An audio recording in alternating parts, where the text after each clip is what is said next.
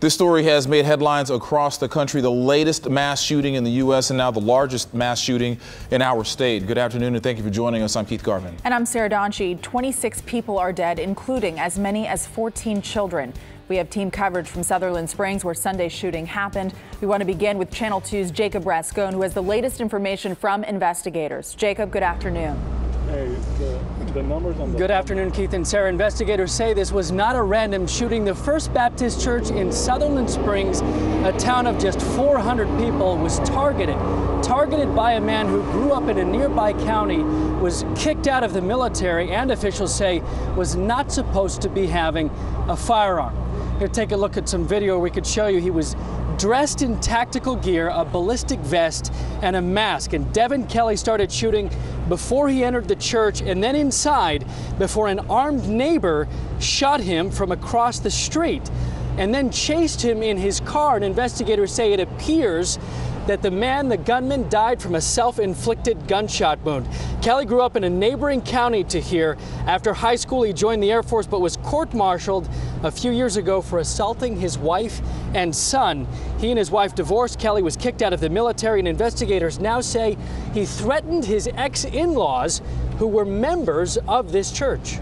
It's a senseless crime, but we can tell you that there was a domestic situation going on within this family. The suspect's mother-in-law attended this church. We know that he had made threatening texts from him. This was not racially motivated. It wasn't over religious beliefs. There was a domestic situation going on within the family and the in-laws.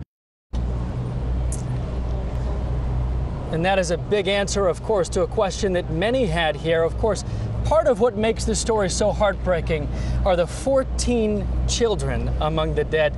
You spoke to the family of one of the victims, Brandon. Yeah, I did, Jacob. Annabelle Pomeroy is her name, 14 years old. In fact, she is the daughter of the church's pastor. A member of the church who actually didn't attend church yesterday talked to me also about Annabelle. He says she was a firecracker. She had lots of friends and she loved church. She will be missed. Also, everyone killed will be missed. A church described as a family ripped apart by an unspeakable tragedy.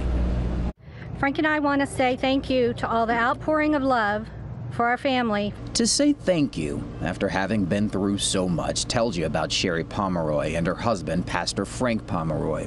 The Pomeroy's 14-year-old daughter, Annabelle, was killed Sunday, shot at church. And one thing that gives me a sliver of encouragement is the fact that Belle was surrounded yesterday by her church family that she loved fiercely, and vice versa. Find their way. Video posted to the church's YouTube page from an earlier church service shows a small congregation, a close-knit family as it's described. We ate together, we laughed together, we cried together, and we worshiped together. Worshiping is all they did. All told, 26 people killed, the youngest just 18 months old. 16-year-old Haley Kruger wanted to be an intensive care nurse, her mother said. Then there's the Holcomb family. First Baptist Associate Pastor Brian Holcomb, his wife Carla, both of their sons were shot, one died. Mark Daniel Holcomb was his name. His daughter, just over a year old, dead. The Holcomb's daughter-in-law, Crystal, who was pregnant, and 3 of Crystal's children killed as well. Now most of our church family is gone. Our building is probably beyond repair. And the few of us that are left behind lost tragically yesterday. It takes a lot of courage to do what that family did today. Now, as far as the Holcomb family goes, by the numbers, we're talking about 3 generations of that family shot dead in church yesterday. All told, 8 people. Jacob, pointing directly to that sign back there, it points to a fall festival that happened just last week. So many people coming and going just to be a part of the prayer that they say this community needs. Coming up at 5 o'clock, we'll introduce you to some people and their prayers of hope for this community as it copes with such an unspeakable loss. Thank you so much, Brandon.